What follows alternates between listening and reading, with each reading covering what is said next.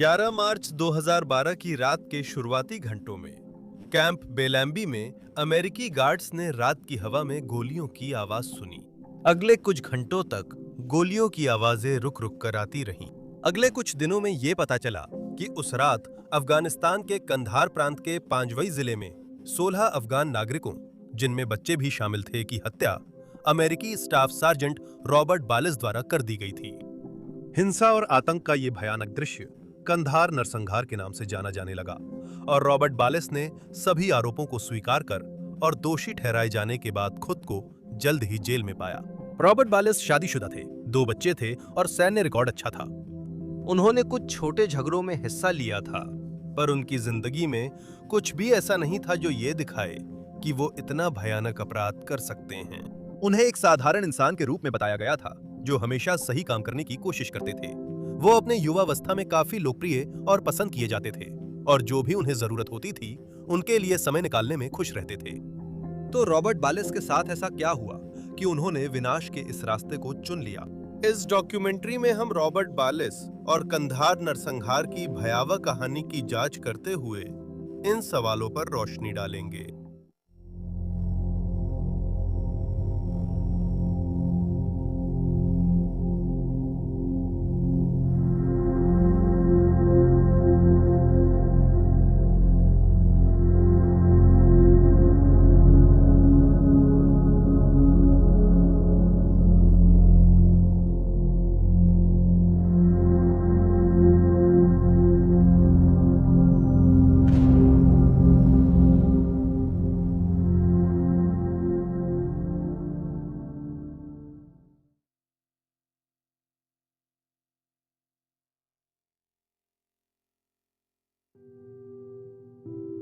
Robert बालिस का जन्म 30 जून 1973 को नॉरवुड में हुआ था, जो सिंसिनाटी, ओहायो का एक उपनगर है। 5 भाइयों में सबसे छोटा बच्चा अपने माता-पिता के साथ 2 मंजिला ईंट के बालिस हाउस में रहता था, जिसे परिवार के जाने के बाद भी यही नाम मिला रहा। सभी के अनुसार बालिस परिवार अपने समुदाय में बहुत पसंद किया जाता था और उनका बहुत सम्मान किया जाता था। किशोरावस्था में बालिस को बातूनी, होशियार, अच्छे व्यवहार वाला और सक्रिय बताया गया था। वो कभी भी दोस्तों के लिए समय निकालने में व्यस्त नहीं रहता था, हमेशा सही फैसले लेने की कोशिश करता था और पड़ोस के अन्य बच्चों द्वारा उसकी प्रशंसा की जाती थी। बालिस युवावस्था में लोकप्रिय था और उसे खेल व थिएटर जैसी सभी गतिविधियां पसंद थीं। वह स्कूल की फुटबॉल टीम में मिडिल लाइनबैकर था और अपनी ताकत के लिए जाना जाता था, भले ही वो बहुत बड़ा नहीं था। स्कूल के दूसरे आखिरी साल में बालिस को शिष्टता से हटाकर उसकी जगह नए छात्र को दे दी गई। बालिस को कोच के फैसले से नाराज होने का हक था, लेकिन उन्होंने सहजता से लिया और नए खिलाड़ी को भूमिका निभाने में सुझाव दिए। ये छात्र खास तौर पर मार्क एडवर्ड्स थे, जिन्होंने 1997 से 2005 के बीच एनएफएल में खेला। एडवर्ड्स के जीवनीकार ने लिखा कि उस समय बालिस को लगा कि मार्क 3 के लिए बेहतर होंगे। उन्होंने कहा कि एडवर्ड्स ने बाले को बेहतर खिलाड़ी बनने में मदद की। उन्होंने बॉब बालिस को यह सिखाने का श्रेय दिया कि नेतृत्व का क्या मतलब होता है और ऐसी स्थिति को कैसे संभालना है जो आपके पक्ष में न हो। अपनी ईयरबुक में बालिस ने फुटबॉल टीम की फोटो पर डूम लिखकर साइन किया। उनके पूर्व प्रिंसिपल ने कहा, वो उन बच्चों में से हैं जिन्हें आप याद रखते हैं, एक असली बहिर्मुखी। हाई स्कूल खत्म करने के बाद बालिस ने 1991 और 1992 के बीच college of Mount Saint Joseph में पढ़ाई की। 1993 में उन्होंने ओहायो स्टेट यूनिवर्सिटी में अर्थशास्त्र की पढ़ाई शुरू की, लेकिन 1996 में बिना डिग्री छोड़ दी। यह स्पष्ट नहीं है कि उन्होंने अपनी पढ़ाई पूरी करने के लिए दोबारा वापसी क्यों नहीं की। 2012 के न्यूयॉर्क टाइम्स लेख के अनुसार बालिस के जीवन की आगे की जानकारी उपलब्ध नहीं है। मित्रों के अनुसार विश्वविद्यालय छोड़ने के बाद उन्होंने कोलंबिया, ओहायो में वित्तीय सेवाओं में काम किया। फिर फ्लोरिडा जाकर भाई और पूर्व फुटबॉल साथी मार्क एडवर्ड्स के साथ निवेश व्यवसाय शुरू किया। स्पार्टिना इन्वेस्टमेंट्स कंपनी डोरेल, फ्लोरिडा में थी, जहां तीनों ने मियामी इंटरनेशनल एयरपोर्ट के पास ऑफिस किराए पर लिया था। मार्च 2012 में रिपोर्टरों ने बताया कि व्यवसाय सक्रिय नहीं था और कंपनी ने समय पर वार्षिक रिपोर्ट दाखिल नहीं की थी, जिससे राज्य ने 2000 में इसे भंग कर दिया था। मार्क एडवर्ड्स की प्रवक्ता ने बाद में कहा कि व्यापारिक संबंध संक्षिप्त और सीमित था। ये बाजार की ताकतों और अन्य कारणों के चलते समाप्त हो गया। बिजनेस वीक के एक लेख में अधिक विवरण है। बालेस ने 1996 में निवेश करियर शुरू किया। उसी साल वे विश्वविद्यालय छोड़कर फ्लोरिडा गए। आगामी महीनों में वे 5 कंपनियों में काम करने लगे जो आपस में जुड़ी थीं और जिनके कर्मचारी व दफ्तर साझा थे। दस्तावेजों से पता चला कि बालेस इन कंपनियों के साथ निवेश बेचने के लिए पंजीकृत थे। हालांकि ज्यादा समय नहीं बीता था कि बालेस और जिस कंपनी में वे काम करते थे, माइकल पैटरसन इनकॉर्पोरेटेड, उन पर धोखाधड़ी वाले सुरक्षा गतिविधियों में शामिल होने का आरोप लगाया गया। शिकायत में आरोप था कि बालेस ने बिना अनुमति ट्रेडिंग की, जबकि उन्होंने कहा कि कंपनी छोड़ने के बाद हुए ट्रेड्स के लिए माइकल पैटरसन जिम्मेदार थे। बालेस ने कहा कि पैटरसन ने बुजुर्ग ग्राहक से कहा कि बालेस जिम्मेदार हैं। रिकॉर्ड्स के अनुसार 2012 में पैटरसन को ओहायो में सिक्योरिटीज लेन देन से प्रतिबंधित किया गया था। इस मामले में 2003 में पैटरसन और बालेस पर $1.5 मिलियन का मध्यस्थता फैसला आया, जिसमें बालेस पर धोखाधड़ी, बिना अनुमति ट्रेडिंग और जिम्मेदारी उल्लंघन का आरोप था। हालांकि उस जोड़े को कभी अपना पैसा नहीं मिला, क्योंकि बालेस के पास देने के लिए कभी कुछ था ही नहीं और उसके ब्रोकर लाइसेंस को रद्द करने के लिए कोई कार्रवाई नहीं की गई। ब्लूमबर्ग की रिपोर्ट के मुताबिक उस जोड़े से उनकी रिटायरमेंट सेविंग्स के $6 लाख से ज्यादा की ठगी हुई। बाले ने जिन अन्य कंपनियों में काम किया उनमें हैमिल्टन शेयर भी थी, जो 1990 के दशक में फ्लोरिडा की पंप एंड डंप ऑपरेशनों वाली कई कंपनियों में से थी। इस तरह की कंपनियों द्वारा नियुक्त सेल्समैन कम कीमत वाले शेयर बेचते थे, जिससे उन शेयरों की कीमतें बढ़ जाती थीं और फिर वे अपने खुद के शेयर बेचकर भारी मुनाफा कमा लेते थे। बाद में हैमिल्टन शेयर पर आरोप लगा कि उसने ग्राहकों की शिकायतें नजरअंदाज की, भ्रामक जानकारी दी और स्टाफ व ब्रोकरों की निगरानी नहीं की। 1999 में हैमिल्टन शेयर एक मेडिकल डिवाइस कंपनी के सस्ते शेयर बेच रहा था, जिसे बाद में ब्लैक मार्केट में उत्पाद बेचने और सरकार से अधिक रीइंबर्समेंट लेने का दोषी पाया गया। हैमिल्टन पर आरोप लगे और उन्होंने दिवालियापन सुरक्षा मांगी। मुकदमा बाद में वापस ले लिया गया और इस मामले की जानकारी बहुत कम है। 2001 में कंपनी के 3 प्रमुखों पर संघीय आपराधिक धोखाधड़ी के आरोप लगे। उनमें से एक ने मेल धोखाधड़ी के लिए 5 साल की सजा काटी, जबकि 2 अन्य ने साजिश के लिए 1 साल और 1 दिन की सजा काटी। गौरतलब है कि जब बालेस और उन बुजुर्ग ग्राहकों के बीच विवाद को सुलझाने का फैसला लिया गया, जिन्होंने उस पर उनकी संपत्तियां नष्ट करने का आरोप लगाया था, तब तक वो पहले ही देश से बाहर जा चुका था। 2001 के अंत में 11 सितंबर के हमलों के बाद बालेस ने सेना में शामिल होने का फैसला किया और निवेश का कारोबार पूरी तरह छोड़ दिया। उसने दावा किया कि 11 सितंबर के हमलों ने उसे अपने देश की सेवा करने के लिए प्रेरित किया था, लेकिन उसके कई दोस्तों का मानना था कि वो बस अपने ग्राहकों को पैसे खोते हुए देखना पसंद नहीं करता था, इसलिए उसने खुद को सहारा देने के लिए नया रास्ता चुन लिया। इस दौरान वह लक्ष्यहीन और निराश नजर आता था और अपने जीवन को उद्देश्य देने के लिए कुछ तलाश रहा था। एक पड़ोसी जिसने बालेस को बड़ा होते देखा था, ने याद किया कि जब उसने सेना में शामिल होने का फैसला किया तो वो चिंतित हो गया था और उसे डर था कि वो अपनी जान खतरे में डाल रहा है। उसके बेटे ने, जो बचपन से बालेस को आदर्श मानता था, कहा कि बालेस सबका ख्याल रखते थे, इसलिए सेना में शामिल हुए। मार्क एडवर्ड्स ने याद किया, उसने कहा, मुझे कुछ सही करना है। सेना में शामिल होकर देश के लिए लड़ना उसके लिए खुद को सही साबित करने का तरीका था।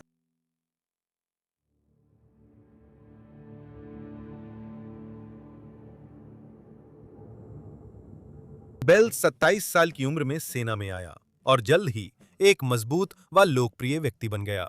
उसने युद्ध के दौरान अपनी समझदारी और परिपक्वता के कारण साथियों का सम्मान पाया। 2007 में इराक में बेल्स के साथ सेवा कर चुके एक सैनिक ने कहा, वह बेहतरीन नेता और सैनिक था।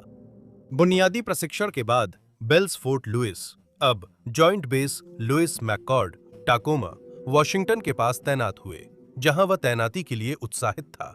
उसका करियर 10 साल से ज्यादा चला, जिसमें उसने 2 एनडी बटालियन 3री इन्फेंट्री रेजिमेंट की स्ट्राइकर ब्रिगेड में समय बिताया। इसके बाद बेल्स के लिए सब कुछ आसान नहीं था। 2002 में उस पर टाकोमा के सिल्वर डॉलर कैसीनो में सुरक्षा गार्ड पर हमले का आरोप लगा और बाद में उसी अपराध में आरोपित किया गया। 2012 में कंधार नरसंहार के बाद बेल्स ने जो वकील लिया था, उसने मीडिया को बताया कि हिंसा उस समय भड़क उठी थी जब बेल्स का कैसीनो में एक महिला ग्राहक के साथ विवाद हो गया था। 14 जुलाई 2002 को करीब 1 बजे रात को वह कैसीनो बार में शराब पी रहा था जब उसने एक अन्य ग्राहक को धमकी दी थी। जब उसे बाहर जाने को कहा गया तो उसने इनकार किया। फिर उसे जबरन बाहर निकाला गया। उसने कचरे के ढक्कन से गार्ड पर हमला किया और मुट्ठी से सीने पर मारा। इस घटना के बाद बालेस पर मामूली अपराध का आरोप लगा। उसने अदालत में खुद की पैरवी की, $300 का जुर्माना भरा और 20 घंटे की गुस्सा प्रबंधन काउंसलिंग कराने के लिए सहमत हुआ, जिसे सभी के अनुसार उसने पूरा कर लिया है। 2003 में बालेस और कैरी प्रीमो की एक बार में मुलाकात हुई। दोनों ने पूरी रात डांस और फ्लर्ट किया, लेकिन बालेस ने उसे बताया कि वो 1 महीने में इराक जा रहा है। शुरुआत में उसने खुद को इस बढ़ते रोमांस से दूर करने का सोचा। बाद में याद करते हुए कहा, आप ऐसा कोई चाहते हैं जो आपके साथ रहे, लेकिन हमारे बीच एक खास जुड़ाव था। उसने बालेस को उत्साही और जोशीला बताया। उसे सैन्य जीवन, युद्ध और उसकी रणनीति सीखने के बारे में बताना अच्छा लगता था। इस तथ्य के बावजूद कि बालेस को नवंबर में इराक भेज दिया गया था, दोनों संपर्क में बने रहे और दूरी मुश्किल होने के बावजूद जैसे जैसे महीने बीतते गए, उनका रिश्ता और भी गंभीर होता गया। पड़ोसी बाद में कैरी को एक उत्साही साइकिल चालक के रूप में याद करते थे, जिन्होंने ये भी बताया कि वो ज्यादा सामाजिक नहीं थीं। वो एक ब्लॉगर भी थीं, जो कुकी रेसिपी और अपनी पसंदीदा चीजों के बारे में लिखती थीं। ब्लॉग पर किताबें और सैन्य पत्नी जीवन लिखती थीं। रिपोर्टों के मुताबिक बालेस की पहली तैनाती में कई गोलाबारी हुई, क्योंकि देश अराजक था। बाद में उन्होंने मोसुल में अपनी पहली बड़ी मुठभेड़ और यात्रा के बारे में जीक्यू के लेखक ब्रेंडन वॉन को बताया। हालांकि वह एक बहुत ही सतर्क और तैयार अधिकारी थे, जिन्हें बाद में अच्छे और बुरे लोगों में फर्क करने की अपनी क्षमता के लिए जाना गया। लेकिन युद्ध की अराजकता में उनका पहला अनुभव उनके लिए काफी भारी साबित हुआ। पहली बार जब आप मुठभेड़ में शामिल होते हैं तो मुझे कहने में अच्छा नहीं लग रहा, लेकिन आप डर के मारे गोलियां इधर उधर चला देते हैं। आप बहुत उत्तेजित होते हैं। ये असली होता है। बाद में ये सब चला जाता है। आप सांसों को नियंत्रित कर शांत होते हैं। आपको पता है आप क्या देख रहे हैं, क्या हो रहा है। आपने ये सब पहले किया है, लेकिन आपकी पहली मुठभेड़ बहुत खास होती है। कभी कभी वो उनके बख्तरबंद वाहन स्ट्राइकर को चलाने की जिम्मेदारी संभालते थे, लेकिन ज्यादातर समय बालेस लड़ाकू गश्त पर गन टीम लीडर होते थे। बालेस अपनी पहली तैनाती से नवंबर 2004 में घर लौटे और 5 महीने बाद उन्होंने कैरी से शादी कर ली। बाद में इस जोड़े के 2 बच्चे भी हुए। निजी जिंदगी में बदलावों के बावजूद बालेस ने काम से छुट्टी लेने से इनकार किया। उन्होंने अगली तैनाती की तैयारी जारी रखी और रोज 12 घंटे से ज्यादा बेस पर रहे। कैरी ने बताया कि कभी-कभी वो डरावने सपने से जागकर डर जाती थीं कि कोई घर में घुस आया है। हमेशा सतर्क रहने वाले बालेस तुरंत बिस्तर से उठ जाते थे, अपनी बंदूक लेकर पूरे घर की तलाशी लेते थे, यहां तक कि बाहर जाकर घर की सीमा का भी चक्कर लगाते थे। तब कैरी को लगता था कि एक समर्पित पति और सैनिक के रूप में बालेस का यही रवैया है। अब पीछे देखकर कैरी सोचती हैं, क्या यह बालेस की पागलपन की शुरुआत थी जो घर से दूर रहकर हुई थी? कैरी ने जाना कि बालेस शराब पीना पसंद करते थे। शुरुआत में यह हमेशा मजेदार लगता था, वो दोस्तों के साथ करता और मजा आता था। लेकिन जब वह अमेरिका लौटे तो कैरी को चिंता होने लगी कि शराब पीना अब उसके लिए एक सहारा बन गया है, एक ऐसा तरीका जिससे वह काम कर सके, क्योंकि उसने इराक में युद्ध की भयावहता देखी थी। उसने याद किया वह बाहर जाता और डेक पर बैठकर सिगार पीता, क्योंकि यह वही चीज थी जो वे इराक में करते थे। वह संगीत सुनता था, जिससे साफ था कि वह अपने देखे अनुभवों से जूझ रहा था। उसने कहा कि उसने बात करने की कोशिश की, पर वो जानती थी कि ऐसे समय में वो अकेला रहना पसंद करता है। आप समझ सकते थे कि वो मुश्किल चीजों से जूझ रहा था। वो उन चीजों के बारे में ज्यादा खुलकर बात नहीं करता था। 2012 में गिरफ्तारी के बाद रिकॉर्ड्स से पता चला कि बालेस को शराब से लंबे समय से समस्या थी। 1998 में उसे फ्लोरिडा में बीच पर शराब रखने के लिए नोटिस मिला था। 2002 में टाकोमा में बॉडीगार्ड के साथ शराब पीकर झगड़ा हुआ था। 2005 में उसे शराब पीकर ड्राइविंग के आरोप में गिरफ्तार किया गया। 2008 में उसने एक बॉलिंग एली के बाहर फिर से शराब पीकर झगड़ा किया और उसी साल खबरों के मुताबिक वो गाड़ी चलाते समय सो गया और उसकी कार पलट गई। फिर उसने गाड़ी छोड़ दी और जंगल की तरफ भाग गया। एक गवाह ने वॉशिंगटन के सुमनर में एक आदमी को सैन्य वर्दी में खून से सना और सिर मुंडा घटनास्थल से भागते देखा। बॉलिंग एली मामले में बालिस को काफी नशे में देखा गया। उसे लड़खड़ाते सुस्त आंखों और शराब की गंध व लड़खड़ाती बोली के साथ देखा गया। वह उस महिला के पास गया जो अपने बॉयफ्रेंड के साथ बाहर खड़ी थी और बोला कि वह बहुत खूबसूरत है। महिला ने बताया, उसने मेरा हाथ अपनी जांघों पर रखा।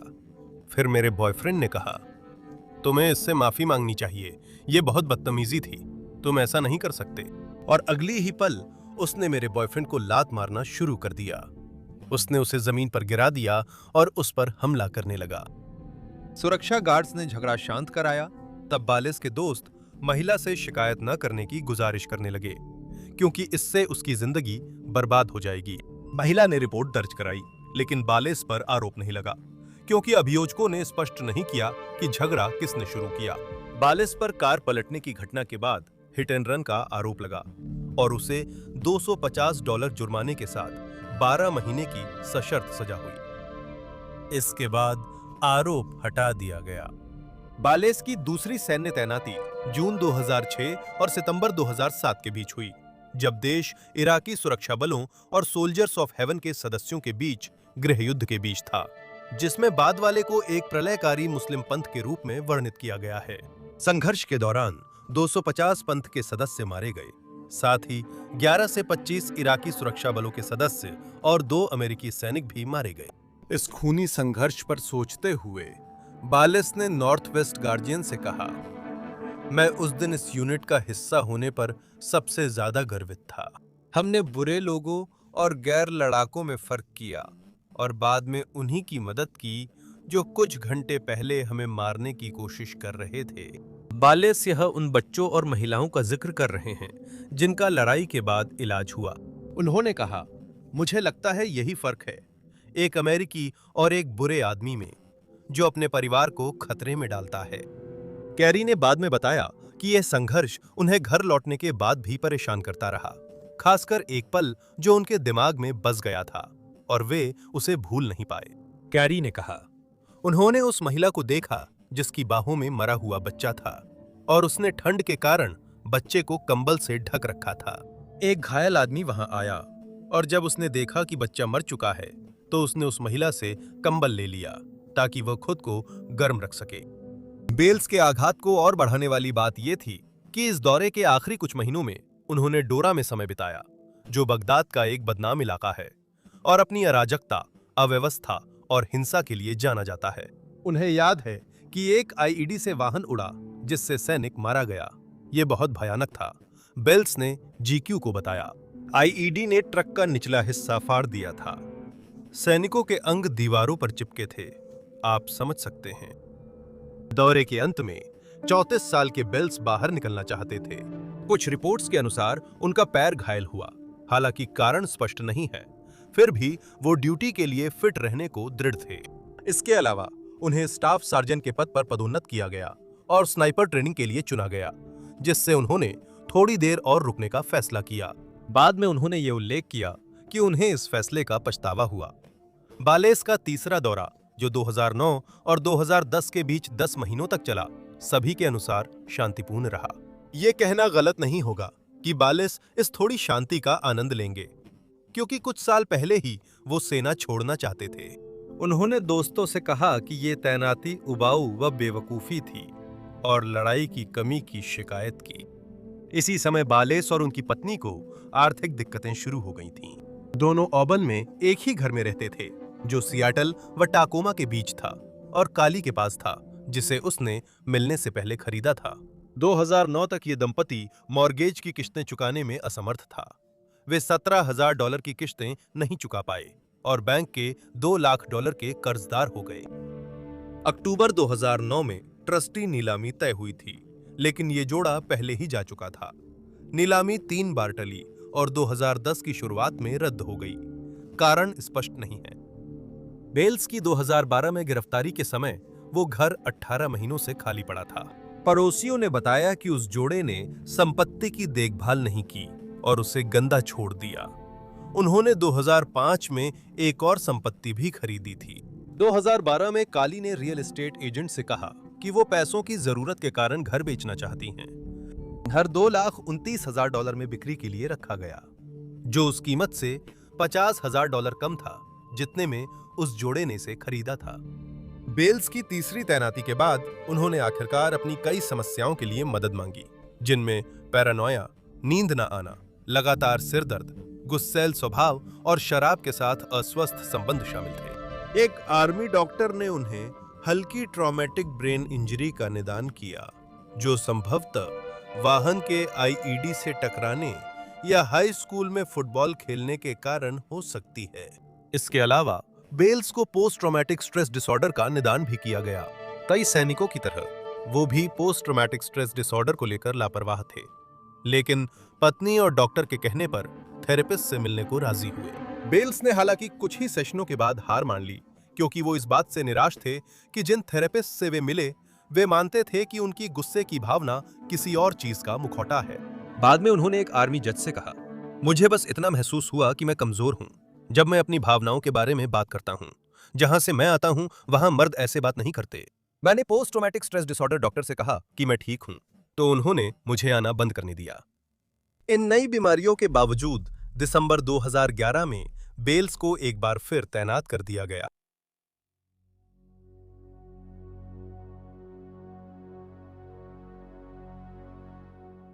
11 मार्च 2012 की शाम को अपनी ड्यूटी खत्म करने के बाद बेल्स ने अपने कुछ साथी सैनिकों के साथ फिल्म देखते हुए 6 या 7 पैक पी लिए। सेना की जांच के मुताबिक गिरफ्तारी के बाद बेल्स ने चिंता जताई कि उन्हें मनचाहा प्रमोशन नहीं मिल रहा, जिससे उन्हें और उनकी पत्नी को जरूरी 370 पाउंड अतिरिक्त नहीं मिल पा रहे थे। आर्थिक मुश्किलों के चलते उस जोड़े की शादी में तनाव आ गया था और बेल्स प्रमोशन न मिलने से रिश्ते पर असर को लेकर चिंतित थे। बेल्स ने उस रात एक और सैनिक के लिए भी गुस्सा जाहिर किया, जिसकी टांग पिछले दिन उड़ गई थी, और ग्रीन बैरेट्स के नेतृत्व को लेकर भी नाराजगी जताई, जिन्हें वह हाल ही में तालिबान द्वारा अमेरिकी सैनिकों पर हुए हमलों की श्रृंखला को देखते हुए पर्याप्त आक्रामक नहीं मानते थे। शराब के साथ साथ बेल्स ने कुछ हफ्ते पहले से स्टेरॉइड लेना भी शुरू कर दिया था। जो अन्य सैनिक उन्हें जानते थे, उन्होंने अंदाजा लगाया कि उनके हाल के गुस्से और अस्थिर व्यवहार का कारण उनके शरीर में मौजूद स्टेनाजोल था। आधी रात से पहले बेल्स कमरे में गए और नींद की गोलियां ले लीं। बाद में उन्होंने जीक्यू से कहा, शायद मैंने बुधवार से नींद नहीं ली थी। उस रात मुझे बस सोना था। मैं बस उन्हीं लोगों के बारे में सोचता रहा जो रात में बाहर घूम रहे थे, कुछ कर रहे थे। वे बेस के करीब आ रहे हैं, हमारी पोजीशन के पास आ रहे हैं, हमें मारने की कोशिश कर रहे हैं। बेल्स को लगा तालिबान फिर से हमला करने की योजना बना रहे हैं। अपनी शिफ्ट खत्म होने से ठीक पहले जब वो गार्ड ड्यूटी पर था, उसे लगा कि उसने दूर कहीं रोशनी देखी है, और वो मानता था कि वे विद्रोहियों की रोशनियां हैं जो आसन्न हमले के बारे में संकेत भेज रहे हैं। उसने अपनी शंका उस गार्ड को बताई जिसने उसके बाद ड्यूटी संभाली, लेकिन उसे लगा कि कोई भी उसकी बात को गंभीरता से नहीं ले रहा है। नतीजतन वो बहुत बेचैन और शंकालु हो गया। उसे पूरा यकीन था कि कुछ होने वाला है, कुछ बड़ा और हिंसक। चूंकि वह नींद की गोलियां लेने के बावजूद सो नहीं पा रहा था, उसने अपनी चिंता उस ग्रीनबेरी सार्जेंट से साझा की, जो इन्फेंट्री के साथ समन्वय का जिम्मा संभाल रहा था। लेकिन बालेस को अब भी मनचाहा जवाब नहीं मिला। उसने कहा, उसने मुझे टाल दिया और कहा कि अपने काम से काम रखो। बालेस बिस्तर पर लौटा, लेकिन वह सो नहीं सका। इसके बाद वह उठा, अपनी कॉम्बैट यूनिफॉर्म और नाइट विजन गॉगल्स पहन लिए, अपने हथियार तैयार किए और बेस से बाहर निकल गया। वो इसलिए निकल सका क्योंकि पहरेदार सैनिक ड्यूटी पर सो रहे थे। बेल्स सीधे अलगजई गांव के एक बुजुर्ग, जिसका नाम सैयद जान था, के घर गया, जो वहां से लगभग आधा मील दूर था। सैयद जान घर पर नहीं थे, लेकिन परिवार था। उनकी पत्नी को 2 पोते पोतियों संग एक अलग कमरे में ले जाकर जमीन पर लेटने को कहा गया। सैयद जहान की पत्नी ने सैनिक से लड़ाई की, लेकिन बेल्स ने उसे जमीन पर पटक कर पैर रख दिया। बाद में उसने कहा, अगर कोई तलाशी के दौरान उलझे और खतरा ना हो तो उसे जमीन पर गिरा देना चाहिए। मैंने यही किया। एक अन्य कमरे में सैयद जहान का चचेरा भाई गहरी नींद में था। बेल्स ने उसे पास से गोली मारी जब उसने पत्नी और दो पोते पोतियों को भागते सुना। सैनिक उनकी चीखों का पीछा करते हुए पड़ोसी की संपत्ति की ओर गया। वहां एक कुत्ते ने हमला किया तो बेल्स ने उसे गोली मार दी। बाद में इस कार्रवाई का बचाव करते हुए बेल्स ने जीक्यू से कहा, यह अमेरिका नहीं है। फीडो कोई पारिवारिक पालतू नहीं, बल्कि वहां आने वालों की चेतावनी देने के लिए है। इसके बाद बेल्स की मुलाकात नजीर मोहम्मद से हुई, जो हलचल से चिंतित था और उसने बेल्स को पीटना शुरू कर दिया।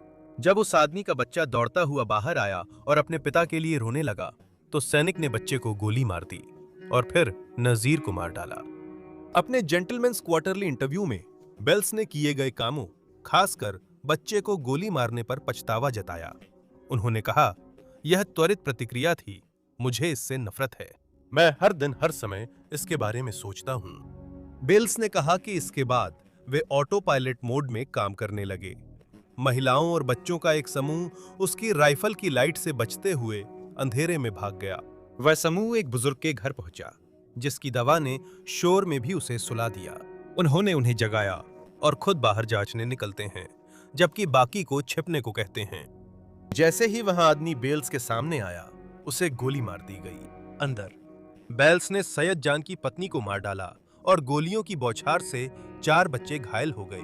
2 के सिर में गोली लगी, लेकिन वे बच गए। अपने कृत्यों को समझाते हुए बेल्स ने कहा, मैं इन घरों के मालिकों से बहुत नाराज था कि उन्होंने अपने परिवारों को खतरे में डाला। आपके घर आतंकवादी खून से लथपथ भागते हुए नहीं आते, ना ही लोग मदद के लिए आपके घर दौड़ते हैं जहां आपकी पत्नी और बच्चे सो रहे हों। आप ऐसा नहीं करेंगे। मेरे लिए इसे समझना मुश्किल है। यह समझना बहुत मुश्किल है। मैं उन्हें दोष देता हूं, पर अपना गुस्सा महिलाओं और बच्चों पर निकाला। मैं बस गुस्से में था। बेल्स के पास गोला बारूद कम था और उसने एक 40 बजे बेस लौटने का फैसला किया, जो नरसंहार शुरू होने के 30 मिनट बाद था। बेस लौटकर उसने एक सैनिक से कहा कि उसने कुछ सैन्य उम्र के पुरुषों को मार डाला है और वापस जाकर इसे खत्म करेगा। ध्यान देने वाली बात है कि बेल्स ने अब तक जिन लोगों को मारा, उनमें सिर्फ एक ही सैन्य उम्र के करीब था। दूसरे सैनिक को लगा बेल्स नींद में है। वो फिर सोने लगा, लेकिन बेल्स ने उससे तब तक पीछा नहीं छोड़ा जब तक उसने वादा नहीं किया कि वो उसकी पत्नी और बच्चों का ध्यान रखेगा। आखिरकार उसने मान लिया। बेल्स ने ग्रेनेड बेल्ट, ग्रेनेड लॉन्चर और कुछ गोलियां उठाईं और बाहर निकल गया। इस बार वह दक्षिण की ओर नजापियन गया, जहां उसने एक आदमी को मार डाला और उसकी पत्नी को धमकाया। उसके बच्चों में से एक, जो उस समय एक बच्चा था, उसके मुंह में अपनी बंदूक की नली डाल दी। सौभाग्य से बेल्स ने गोली नहीं चलाई। वह बाहर निकला, अगले घर गया। वह कुत्ते को मार डाला और परिवार के कई लोगों को पीटा व उन पर पैर रखा। एक सदस्य पर इतना बेरहमी से हमला हुआ कि सिर की त्वचा और बाल दीवार से चिपक गए। मारपीट के बाद उसने अपनी राइफल को बर्स्ट फायर पर सेट किया और कमरे में मौजूद सभी 8 लोगों की हत्या कर दी। अगले कमरे में एक जोड़ा जिंदा था। उसने उन्हें भी वहीं जमीन पर लेटाकर मार डाला जहां उनके मृत रिश्तेदार थे। इसके बाद सेना ने बताया कि बालिस ने पास की लालटेन से केरोसिन निकाला और शवों पर डालकर कमरे में आग लगा दी। हालांकि बालिस का दावा है कि उसने ऐसा कुछ नहीं किया और उसने ये सुझाव दिया कि हमले के दौरान उसने गलती से लालटेन गिरा दी थी। घर से बाहर निकलते समय उसकी मुलाकात शरतरीना नाम की एक बुजुर्ग महिला से हुई। उसकी राइफल में गोलियां खत्म हो गई थीं, इसलिए उसने अपनी पिस्तौल से उसके सिर में गोली मारी, लेकिन बताया जाता है कि वो गोली लगने के बावजूद बच गईं। सैन्य रिपोर्टों के अनुसार बालिस ने अपने बूट से उसके सिर को इतनी जोर से कुचला कि उसका चेहरा बुरी तरह क्षत-विक्षत हो गया और खून बेटे के घर की दीवारों पर फैल गया। उसने उसकी लाश को उठाकर उसी जलते कमरे में रख दिया जहां उसके रिश्तेदारों की लाशें थीं। नरसंहार खत्म करने के बाद बालेस ने कहा कि आखिरकार मुझे एहसास हुआ। उसने जीक्यू को बताया, मुझे लगता है कि एक पल आता है जब आपको समझ में आता है कि आपने क्या किया। यही वो पल था जिसके लिए आपने मेहनत और प्यार किया। वो सब कुछ घंटों में बर्बाद हो गया। उसने दावा किया कि उसने अपनी बंदूक की नली अपने मुंह में डाल ली थी, लेकिन वो ऐसा नहीं कर सका, खासकर जब उसने अपने बच्चों के बारे में सोचना शुरू किया। अली कज़ई गांव में गांव के निवासी बेतहाशा मदद पाने की कोशिश कर रहे थे। मोहम्मद नईम के बेटे ने एक कार का इंतजाम किया जिसमें घायल लोगों को बैठाकर उन्हें अमेरिकी सैन्य अड्डे ले गया, जहां उनका इलाज हुआ। एक जीवित बचा लड़का किशोर था, जिसकी खोपड़ी के पिछले हिस्से में गोली लगी थी, जबकि दूसरी एक किशोरी लड़की थी जिसे कमर और सीने में गोली लगी थी और उसने इलाज करवाने से इनकार कर दिया, जब तक कि एक महिला मेडिकल स्टाफ नहीं आई। इस बीच कैंप बेलैम्बी में सैनिक स्टाफ सार्जेंट बालेस को ढूंढ रहे थे, जो लापता थे। सुबह 4:47 बजे वो वापस बेस पर आ गए। उनके 2 स्क्वाड लीडर, जिनमें सार्जेंट जैसन मैक्लेकन भी थे, जिन्होंने बताया था कि उन्होंने कई सैन्य उम्र के पुरुषों को मारा है, ने अपनी बंदूकें उन पर तान दी। बालेस के हथियार छीनकर उन्हें ग्रीन बेरीज को सौंप दिया गया।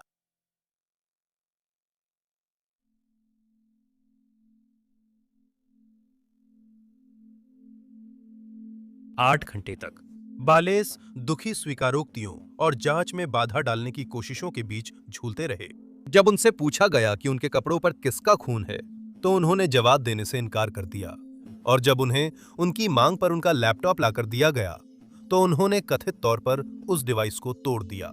गिरफ्तारी के बाद बालेस को अफगानिस्तान से निकाल दिया गया, जिससे वहां की सरकार और जनता नाराज थी, क्योंकि वे उसे उसके अत्याचारों की सजा देना चाहते थे। 16 मार्च को उसे कुवैत से फोर्ट लेवनवर्थ, कंसास लाया गया, जहां उसे एकांत में रखा गया, लेकिन वो स्वच्छता और मनोरंजन के लिए अपनी सेल से बाहर जा सकता था। एक हफ्ते बाद उस पर 17 हत्याओं, 6 हत्या के प्रयास और 6 हमले के आरोप लगाए गए। अन्य आरोप भी जल्द ही लगे, जिनमें स्टेरॉइड का दुरुपयोग, शराब का सेवन और सबूत नष्ट करने का प्रयास शामिल था। बेल्स का बचाव जॉन हेनरी ब्राउन ने किया, जिन्हें उन्होंने तुरंत बताया कि वह सेना छोड़ना चाहते हैं और चौथी बार तैनाती नहीं चाहते।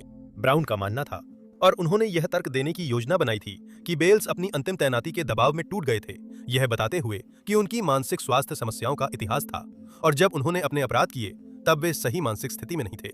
एक न्यूरोसाइकोलॉजिस्ट ने बचाव पक्ष के लिए बेल्स पर रिपोर्ट लिखी और कहा कि पोस्ट ट्रॉमेटिक स्ट्रेस डिसऑर्डर में डिसोसिएशन शामिल है, जिसमें व्यक्ति खुद को बाहर से देखता है या खुद जैसा महसूस नहीं करता। सिर की चोट पर ज्यादा शोध नहीं है, लेकिन तनाव में यह घुलने की प्रवृत्ति बढ़ा सकती है। फोर्ट लुइस या जॉइंट बेस लुइस मैकॉर्ड में दशकों से समस्याएं रही हैं और कई आरोप वर्षों में सामने आए हैं। कहा जाता है कि ये base post traumatic stress disorder से पीड़ित सैनिकों के निदान को कम गंभीर बीमारियों में बदलकर तैनाती जारी रखता है। बेस कमांडरों पर यह भी आरोप लगे हैं कि वे सैनिकों को एक तैनाती से लौटने के बाद पूरी तरह से ठीक होने के लिए पर्याप्त समय नहीं देते और उन्हें फिर से दूसरी तैनाती पर भेज देते हैं। कहा जाता है कि बेस की मेडिकल यूनिट में अक्सर स्टाफ की कमी रहती है और वो लौटने वाले सैनिकों की मानसिक स्वास्थ्य समस्याओं से निपटने के लिए पर्याप्त सुसज्जित नहीं है। कंधार हत्याकांड से पहले के वर्षों में बेस के कई सैनिकों ने भयानक अपराध किए थे। अप्रैल 2011 में एक सैनिक ने पत्नी बेटे की हत्या कर खुदकुशी की। वहीं बेस की 5वीं स्ट्राइकर ब्रिगेड 2वीं इन्फेंट्री डिवीजन के 4 सदस्यों को 3 निहत्थे अफगानों की हत्या का दोषी पाया गया। जनवरी 2012 में एक सैनिक ने पार्क रेंजर की हत्या की। 2 अन्य घटनाओं में सैनिकों पर अपने बच्चों को वाटर बोर्डिंग का आरोप लगा। पास के वेटरन्स रिसोर्स सेंटर के निदेशक ने नरसंहार के वक्त कहा था, ये कोई भटका सैनिक नहीं था। JBLM एक भटका हुआ बेस है जहां नेतृत्व की गंभीर समस्या है। डॉक्टर स्टीफन जेनिकिस, जो एक मनोचिकित्सक और सेवानिवृत्त ब्रिगेडियर जनरल हैं, ने भी इस मामले को लेकर ऐसे ही विचार व्यक्त किए। उनका मानना था कि बालेस एक बड़ी समस्या का प्रतिनिधित्व करते हैं कि 1 दशक से ज्यादा युद्ध में लगे ठगे सैनिकों की सेना द्वारा शारीरिक या मानसिक देखभाल नहीं हो रही थी। उन्होंने आगे कहा, सेना यह कहना चाहेगी कि जो सैनिक अपराध करते हैं वे बदमाश हैं, वे व्यक्तिगत अलग-थलग मामले हैं, लेकिन ऐसा नहीं है। बेल्स के वकील को जल्दी समझ आ गया कि उनकी रणनीति असफल होगी।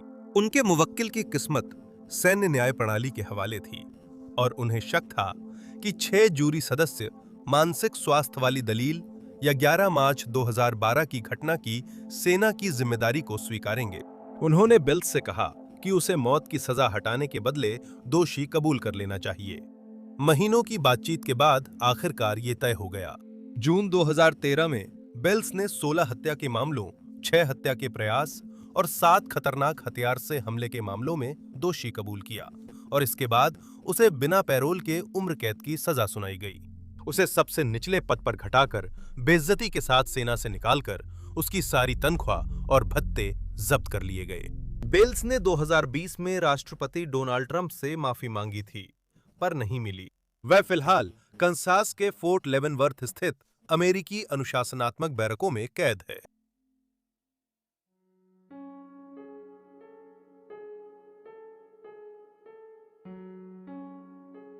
2015 में बेल्स यूनिवर्सिटी की डिग्री पूरी करने और जेल के बार्बर शॉप में प्रशिक्षण ले रहे थे, जहां वो कैदियों के बाल काटकर प्रति घंटा $1 कमाते थे। बपतिस्मा के बाद उन्होंने ईसाई धर्म अपनाया।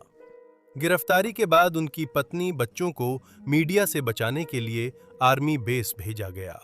इस डॉक्यूमेंट्री के लिखे जाने तक कैरी अब भी बेल्स से शादीशुदा थीं और 2015 तक बच्चों को पिता से मिलने बार-बार ले जाती थीं। बेल्स का मानना है कि उस रात वो तालिबान की खोज में थे, लेकिन शायद सही मानसिक स्थिति में नहीं थे। उन्होंने कहा, क्या मैं ट्रांस में था? आज भी हैरान हूं। उन्होंने कई बार कहा है कि वह अपने साथी सैनिकों और दस्ते के सदस्यों से माफी मांगना चाहेंगे, जिन्हें वह मानते हैं कि उन्होंने उस रात सच में निराश किया। लेकिन ऐसा प्रतीत नहीं होता कि उन्होंने कभी अपने पीड़ितों से माफी मांगी हो, चाहे वह कितनी भी मामूली क्यों ना हो। जीक्यू के ब्रेंडन वॉन ने बेल्स पर रिपोर्ट लिखते हुए कुछ पीड़ितों से संपर्क किया। बचने वाले एक किशोर को दोनों जांघों में गोली लगी थी। अब वह छड़ी से चलता है। उसे डर है कि विकलांगता के कारण वह पत्नी नहीं ढूंढ सकेगा। उसकी बहन, जिसे सिर के पीछे गोली लगी थी, और नरसंहार के बाद जब डॉक्टरों ने उसकी देखभाल की तो वो लगभग बेहोश थी। अब उसका दायां हाथ और पैर लगभग बेकार हो गया है। मोहम्मद वजीर, जिन्होंने उस रात अपने परिवार के 11 सदस्यों को खो दिया था, जिसमें उनके 7 में से 6 बच्चे, उनकी पत्नी और उनकी मां शामिल थीं, कंधार चले गए और वहां एक दुकान खोली। इन अत्याचारों से बचे लोगों को प्रत्येक को $10,000 दिए गए, जबकि मृतकों के परिवारों को प्रत्येक को $50,000 दिए गए। गिरफ्तारी के बाद बालेस के साथी सैनिकों ने उनके बचाव वकीलों को पत्र भेजे, जिसमें उन्होंने बालेस को एक ऐसे व्यक्ति के रूप में बताया जो 1 दशक की सैन्य सेवा के दौरान अपने साथियों की हत्या और विकृति का गवाह बना था और अंततः एक ऐसी अंधकार में डूब गया था जिसने उसे पूरी तरह निगल लिया। लेकिन फिर भी बालेस खुद अपने कार्यों को समझाने के लिए संघर्ष करते रहे हैं, सिवाय इसके कि उन्होंने बस इतना कहा कि वह ऑटो पायलट पर चले गए थे और उन लोगों के लिए उनकी संवेदना खत्म हो गई थी जो अमेरिकी नहीं थे। सजा के बाद उन्होंने JBLM के वरिष्ठ अधिकारी को कम सजा की अपील करते हुए लिखा, मेरा दिमाग युद्ध से घिरा था। मैंने लगभग 10 साल तक युद्ध और नफरत बोई और उसका फल हिंसा के रूप में काटा। 2 साल जेल में रहकर मुझे पता चला कि जिसे मैं सामान्य मानता था वो असल में सामान्य नहीं था। उसने हमलों को अंजाम देने के कारणों के बारे में अपने निष्कर्ष में लिखा, मैं समझ गया हूं कि इसका कोई कारण नहीं है, सिर्फ दर्द ही है।